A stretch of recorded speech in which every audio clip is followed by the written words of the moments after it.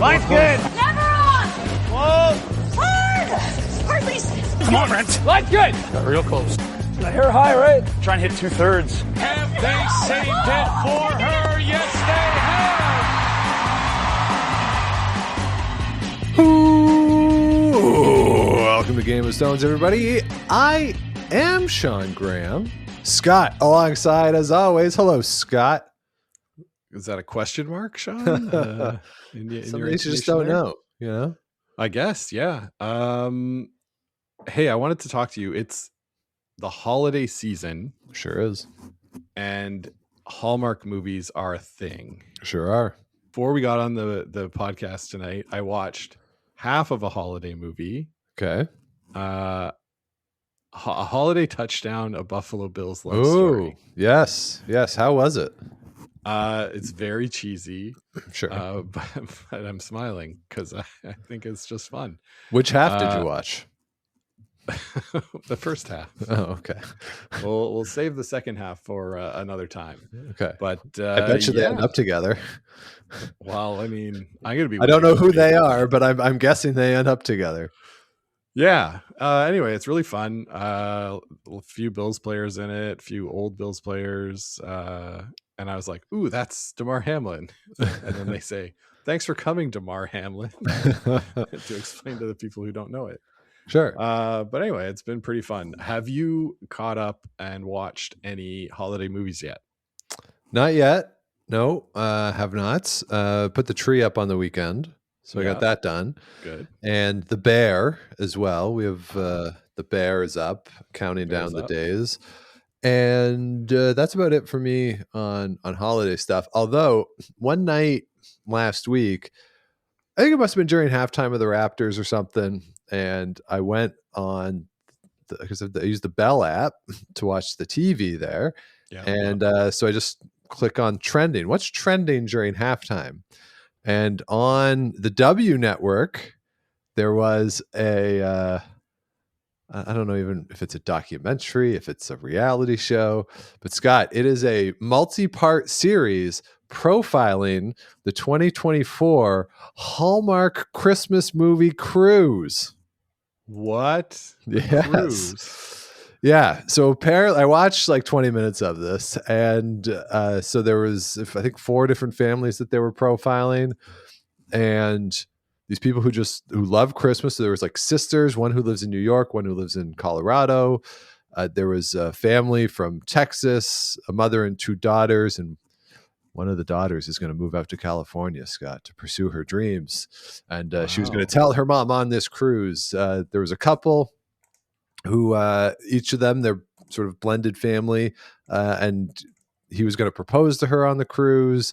And then 2 friends, one of whom really needs to get out of her shell, and they were trying to get her to do karaoke, Christmas karaoke, of course. But what was remarkable to me about this show is they know all these actors. And apparently it's like 10 actors who are in all these movies. Yeah. It's not very many. It's incredible. It's pretty amazing. And to do a cruise, I like that. Oh boy. And it was like, it was decked out. Like they showed the sail away party, and everybody's like the top deck, like the pool deck was packed, going nuts for these stars, screaming. I mean, the boat, look, I can't remember what cruise line it was, but the boat looked really cool. Like all the images they showed of it, like decked to the halls. Hey. Yeah. And everyone was decorating their door and all that. Like it just seemed like a very positive, fun vibe for these people. Yeah. Oh, that's cool. That's cool. I like that. Yeah. So I guess I got into the spirit that way. Good, Sean. Yes. Good. I'm glad you're in the spirit. Yeah. And as we record this, tomorrow is my office Christmas party. Hey. So we'll see if it turns out anything like the movie. We had ours yesterday. So okay. Was it anything like the movie?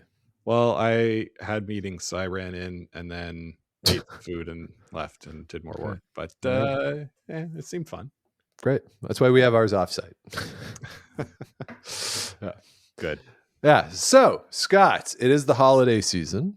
Year is wrapping down, but there is still curling business to attend to. We are going to focus today on what's going on out in Kelowna. I will just acknowledge that there is a Grand Slam going on. right now. Yeah. But we're not going to talk about it. But there is one going on. But our focus is going to be on Kelowna, the Olympic qualification event. Last chance qualifier here for the 4-person and mixed doubles. The mixed doubles has not started yet. That will kick off Friday out in Kelowna.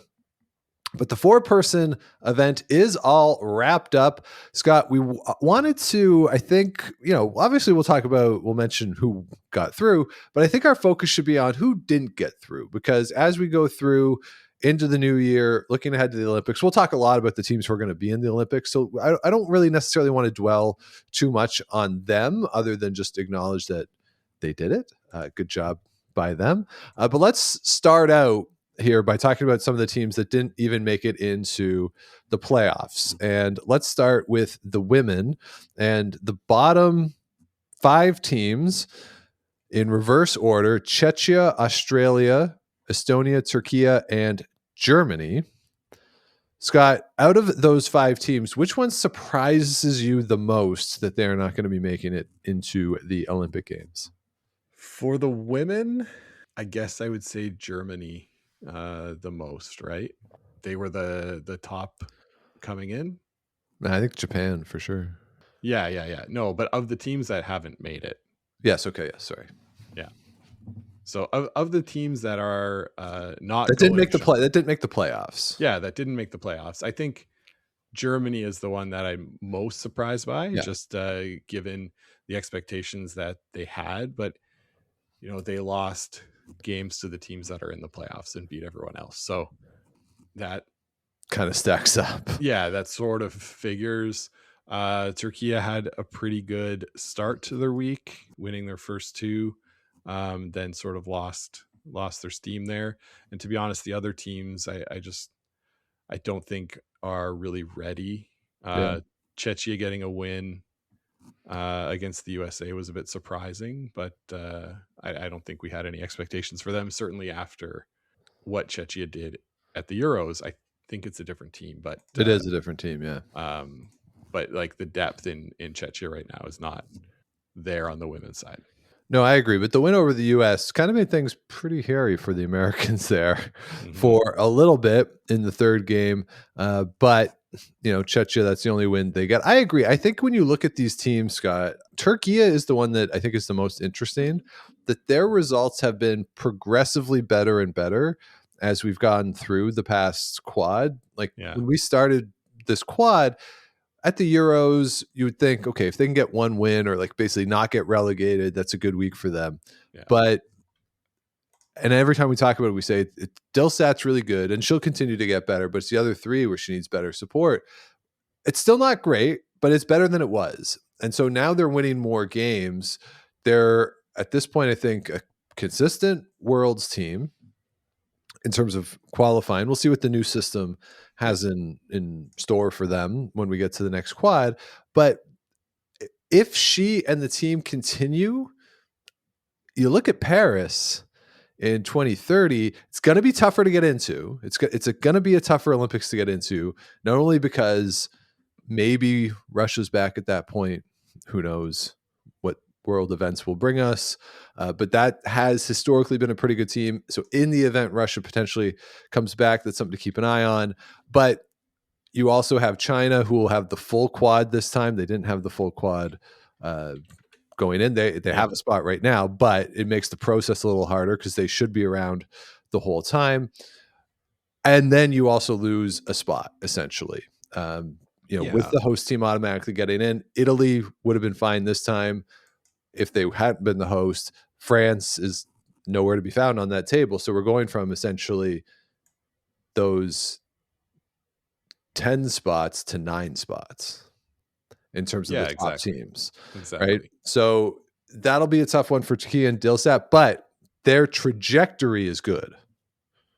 Their trajectory is definitely good. And we talked about it in the preview for the Euros, is that, they just need some consistency all along the lineup, rather than Dilsat having to bail out every end. So looking to build the depth in the women's game. But you're right that the the results have been progressively better and better throughout the quad. So for them to come up short in this event, I don't think is too much of a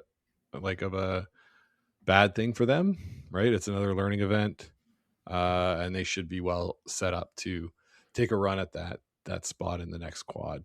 And with the changes to the way things are going to work with the World Championships, they just more of the reps, more of the guaranteed being at the primary, based on how they do, is I think a good thing. Yeah, I agree. And you mentioned Germany too. Sarah Mezenthal and her team, they had that game on Tuesday night against the United States, win and in for the playoffs. For the two of them, they lose that one, but it's nice to see Germany back. A couple years off there with the retirement, now having Germany back, and hopefully they can make things interesting with a competitive team coming out of Germany again. So that should be fun there. All right, and the other team that doesn't get in, it is Norway. Scott Marianne Morvik and her team, they lose to the Americans this afternoon. Tough for them. They had that great showing at the Euros a couple years ago. They've been a pretty consistent team, around 500 at a lot of events, but they'll give you a pretty good game. But big sigh of relief for the United States and Tabitha Peterson getting in. I do want to do a bit of a dive into USA curling as we move forward into next summer. We haven't talked about the behind the scenes of USA curling in a while here on the show, but for now, Marianne Morvik and her team, that is a certainly a disappointment, and got to see what happens now in Norway as we go into the next quad. Yeah, for sure. I'll give Team Peterson their flowers first, Sean. Good job being resilient, getting in there. They had a tough loss, as we mentioned before, to Czechia in the round robin, which put them behind the 8 ball, only having one chance to qualify.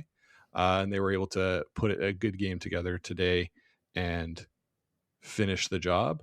For Norway, real tough way to bow out of this tournament, being the number one team after winning against Japan in session 7, to clinch that, having the hammer in both of these games to start, and not being able to capitalize and take either one. Really, really disappointing for Team Rorvik. And you're right, we'll have to see what's the next steps for Norwegian women's curling.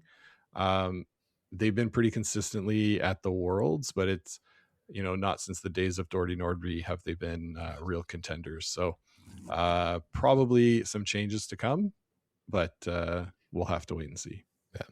And of course, congratulations to Japan, Sayaka Yoshimura. I think class of the field. Of course, as you say, they lost to Norway in that last game, but throughout the week leading up to that game, they were playing great and continued to play great, obviously, in that 1-2 game. So they crushed a couple teams. So congratulations to them. So the women's field is now set. Scott, let's switch over to the men's side of things. And let's again talk about the teams that did not make it through to the playoffs. Again, reverse order of standing: Poland, New Zealand, Philippines, Netherlands, and Korea. Who is the biggest surprise for you out of that group? To not be in the playoffs, probably Netherlands. They, a pretty consistent team at the top of the World Bs or bottom of the As. Again, they beat all of the teams that they quote unquote should have, except for Korea. Yep. But I feel like them and Korea are kind of on the same footing about now in the world standings. Team Philippines, they put together this squad with the Pfister brothers to have a chance. They had a good week, 3 and 4.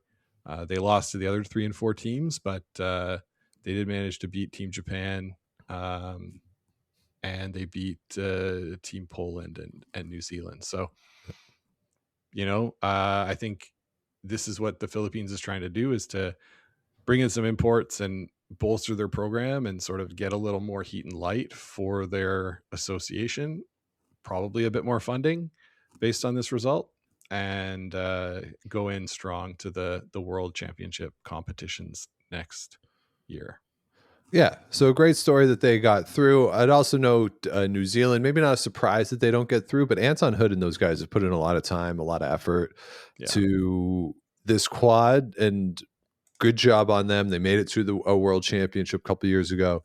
So see what they want to do as we look ahead to another quad, again, recognizing that it's going to be harder to get in 2030 than it was here in 2026 on the assumption that the Italian men's program continues strong through the next quad, which, given Joel return as his age and the fact that they're not hosting the 2030 Olympics and funding might change, which we see after every Olympics, see what happens there. But you would expect it to be a little harder to qualify in 2030. So see what those guys want to do as well. Yeah. And like you said, with China being back in the world stage, having the full 4 years, world championship appearances and opportunities to earn points towards Olympic qualification become a little more difficult too. Yeah. All right, Scott, in the 1-2 game, it was the United States over China, and then China bounces back and beats Japan in the second game. So Japan is out. Bit of a surprise, probably not as much of a surprise as it would have been on the women's side, but still, it's it is a little surprising not to see Japan there. It is surprising. Yeah. The only team they lost to, or that you'd be surprised by, was that they lost to the Philippines. As I just mentioned, Philippines got one win against Japan, and that really proved to make a big difference, right? Because it put Japan into that number 3 spot, giving them only the one chance to qualify compared to the USA and China. And once you're in that position, it's it's a do or die game, and you're playing against teams that have beaten you. So pretty tough. Japan goes home, so congratulations to China and the United States. So that's what's going on out in Kelowna. The mixed doubles is kicking off, and we will have our teams for that. We'll have the mixed doubles field set.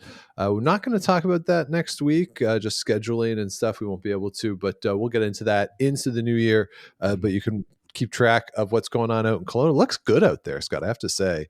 The way it's set up, they got, does look good. Looks like a nice warm room that you can watch from. They got some bleachers out there on the end sheet. It looks like a pretty good setup. Yeah, I think so. Yeah, I feel like they've done lots of events there for BC championships, and it's always been a pretty good time. So was there a Pan Continental there? I don't know if it was at the club. Okay,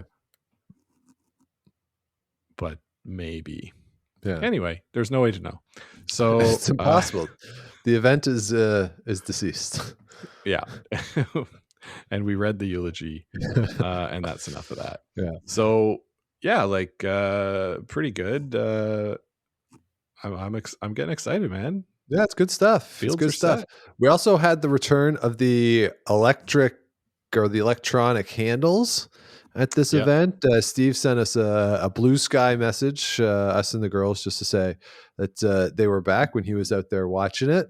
I think we talked about this, not on the show, but I think we talked about this when we were out in Halifax with maybe Lori and Kevin. I think I definitely talked about it with somebody, and I think those are the only two people who would have been even remotely interested in it, which is why I think it was them. But this idea that the handles were coming back, and this time though that they're better, they're not as sensitive, or they're less likely to malfunction. Yeah. So I guess that's a good thing. Yeah, I guess that's a good thing. Yeah, Sean, we did our trials recap, but we didn't mention that. Yeah, we had a good catch up with Lori up there on the media bench. It was really great to talk to her. So hello, and yeah, they're back out with their episodes. I haven't listened to their recap yet, but excited to hear. Yeah, and when I say Kevin, too, Kevin Palmer from the Curling Legends podcast as well.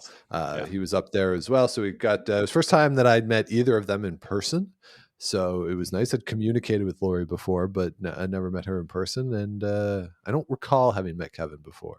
Yeah, I think that was new for me too, meeting Kevin. So yeah, it was great, great fun, able to catch up with a few people from the podcasting community. Yeah, at one point, the curling podcasters were the plurality on the, if not the majority, on the media bench. That's right. That's right. Who was our friend from Curling Zone that was there? Yeah, Meredith from Curling Zone. She was there all week. She did a great job getting in those scrums, getting some great quotes. So good job by her. Yeah. So yeah, it was so I chatted with her a bit. I believe I sat in the seat that had been reserved for the Toronto Star. I took that, knowing that they would not be there until championship weekend. Pinko Kami rag. And they had them. I think you were in the Globe and Mail seat. Yeah. Yeah. I watched that episode of Seinfeld last night. The Boca Breeze. The Boca Breeze. Pinko Kami rag. Yeah. So yeah, that was a good time. But yeah, those handles are back. And I just wanted to just give a note to that. And I don't know if they'll be at the Olympics. I think we'll see. I haven't heard any reports that it's gone poorly in Kelowna with the handles. So we'll see if they're back. I don't miss them, though, I have to say.